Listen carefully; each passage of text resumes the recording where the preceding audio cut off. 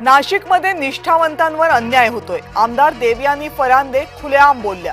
गिरीश महाजन यांच्या विरोधात नाशिक भाजपमध्ये असंतोष।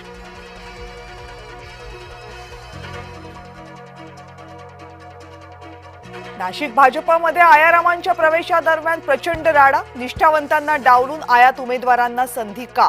गिरीश महाजनांना घेराव घालून विचारला सवाल। विदर्भ भाजपच्या नागपूरमध्ये बैठका सुरू। अकोला, अमरावती आणि चंद्रपूरचे पदाधिकारी नागपूरमध्ये। अकोला समन्वय समितीची बावनकुळेंसोबत बैठक। ठाकरेंच्या युतीनंतर कार्यकर्ते पळू लागले। बुधवारी जल्लोष करणारे दिनकर पाटील गुरुवारी भाजपमध्ये। नाशिक मनसे नेते दिनकर पाटील यांचा राज ठाकरेंना रामराम।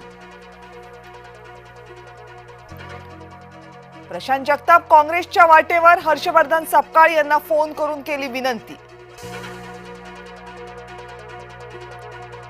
फडणवीसांच्या आव्हानाला संजय राऊतांचं उत्तर। भाजपला सोयीनुसार वंदे मातरमची आठवण। शिंदेंनी स्वतःची मुलं सांभाळावीत। भाजप पळवणार आहे। ज्या पक्षाचा बापच अनावरच त्यांना मनपा निवडणुकीनंतर कळेल। संजय राऊतांचा शिंदेंना टोला। महायुतीच्या जागा वाटपाचं गुऱ्हाळ सुरूच। भाजपचा प्रस्ताव शिंदेंना अमान्य। मुंबईचा तिढा कायम।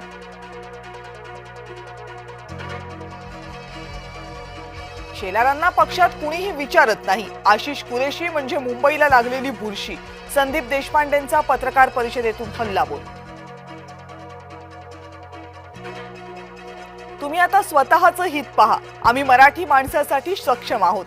संजय शिरसाट यांनी ठाकरे बंधूंना सुनावलं।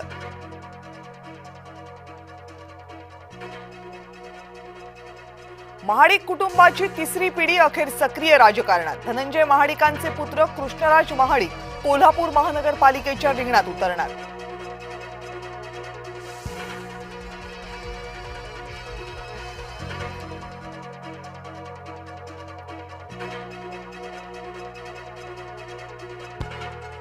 आमदार किशोर जोरगेवारांना ते पत्र भोवलं। जोरगेवारांना निवडणूक प्रमुख पदावरून हटवलं।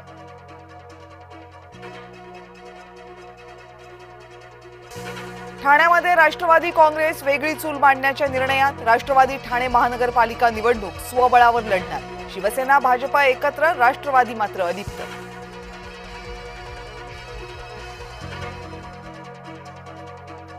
नवनीत राणांचा आमदार संजय खोडकेंवर गंभीर आरोप। खोडके गाव गुंडांच्या पाठीशी उभे राहतात। नवनीत राणांचा दावा। तर आम्हाला चादर चढवणाऱ्यांसोबत युती नकोय, नवनीत राणांचं प्रत्युत्तर।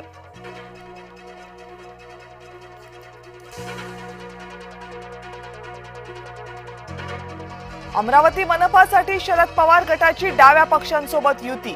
मनसे ठाकरे गट, शरद पवार गट, वंचित असं नवं समीकरण होणार। शरद पवार गटाचे शहर अध्यक्ष हेमंत देशमुखांची माहिती।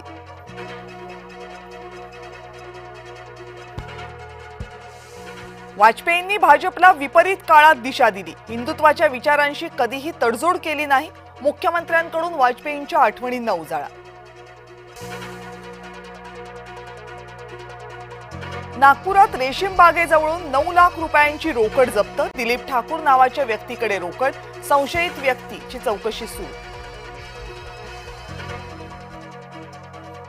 नवी मुंबई विमानतळावरून आजपासून उड्डाणं सुरू। मालवाहतूक आणि प्रवासी वाहतूक सुरू झाल्यामुळे दिलासा।